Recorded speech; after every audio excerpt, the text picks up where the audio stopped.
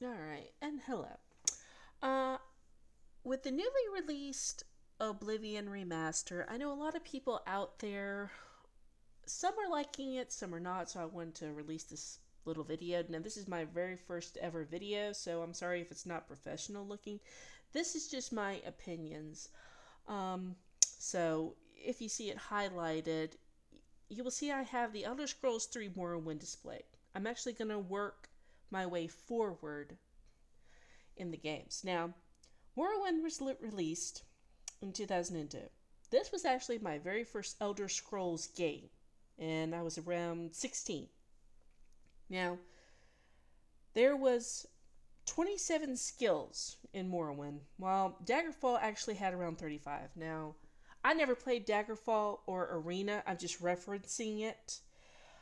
And Pickpock was removed and it got absorbed into the sneak skill. Lockpicking was then merged into the security.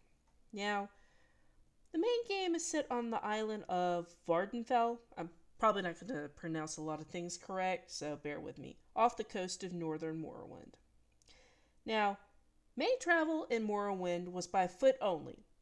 There were no horse mounts.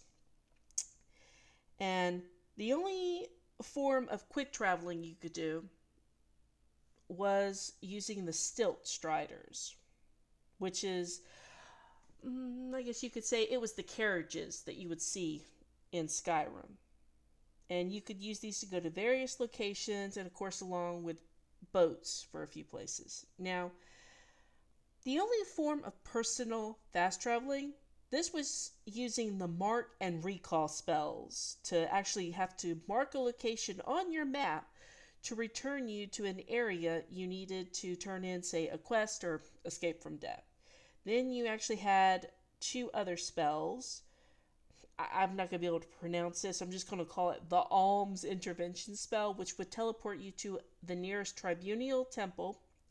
And then the Divine Intervention spell, which would actually transport you instantly to the nearest Imperial cult shrine.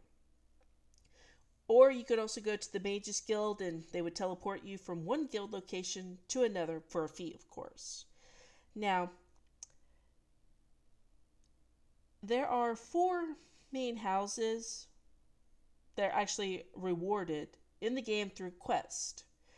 And you could use these as your main bases, but in order to get to them, you have to join one of the great house factions, which was Redorian, Telvanian, and like I said, I'm not going to be able to pronounce these, or Hulau.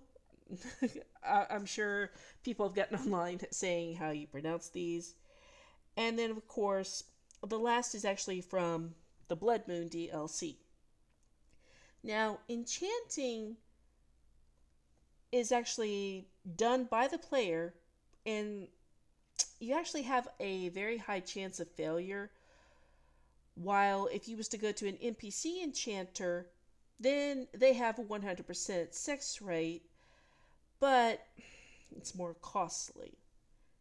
Now, to open the enchanting menu, you actually had to select your filled soul gem and drop it onto the player as if you were equipping it to open the menu. And just like in Skyrim, you name your item, you pick the enchantment, and the soul gem. So it was pretty straightforward. Now, to create potions, you needed to have a mortar and pedestal always. And having three of the four alchemy apparatuses actually helped improve your potions. And each apparatus has like a different quality, from apprentice all the way up to master or grandmaster. Also, a few other things. Blocking was automatic.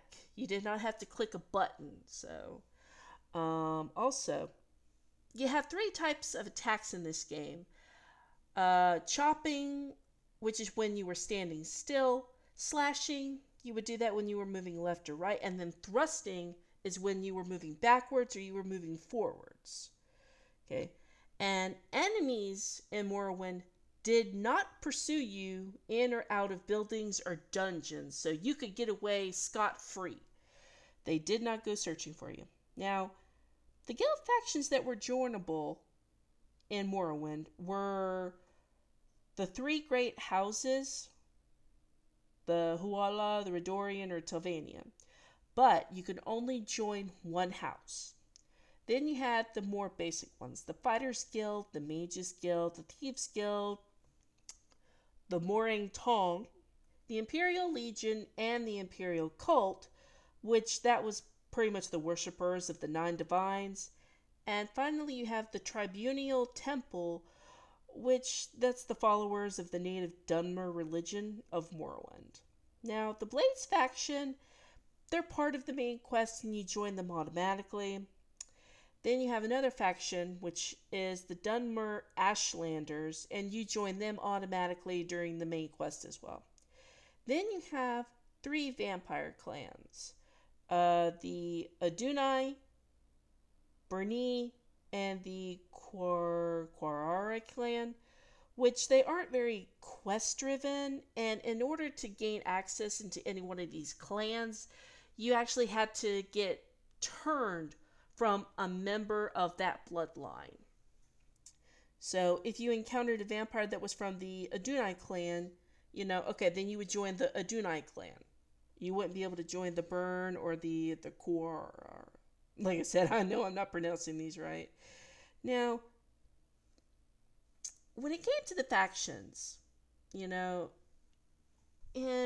Skyrim, you would just do whatever quest, and after you completed so many, then you would gain a rank. Now, in Morrowind, to advance your rank in the various factions, no, it wasn't as simple as it is in Skyrim now. Your attributes, your skill, and even there was a reputation in the game had to be a certain level. So say you're in the Thieves Guild and your sneaking is 30, okay? That might be good for now, but say the next level, it might say, oh, it wants your sneaking to be 35, but you got to have another type of skill or whatever at a preset level, It actually makes you more involved in the faction. So you have to work more. You have to really work for the factions. Now this is all just, like I said, my personal opinions of the game and my views and what I think about the game. Because, like I said, I did play this, but I don't remember a whole lot of Morrowind. I remember just I want to say the bare minimum, because I was very young. And, well, also the factions were also more spread out over the entire map with various quests. Kind of like how they were in Oblivion. How, the Fighters Guild is in Anvil, and then they're also in Bruma. They might also be in this city, and each one had a different combination of quests that you had to do at that faction's guild hall, just like in Oblivion. Okay, now let's see what else. All right, because I've written it down, so I'm actually having to read from this to make sure I do not miss anything.